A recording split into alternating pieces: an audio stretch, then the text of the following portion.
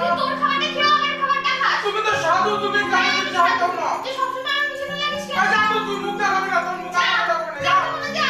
যা।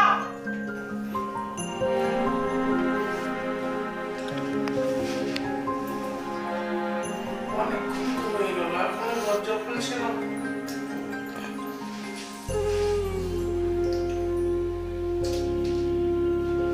কিছু করে দিও নাকি? বোন, বোন, বোন, বোন, দরজা খোল। দরজা ভাঙা ছাড়া কোনো উপায় নেই, দরজায় ভাঙতে হবে।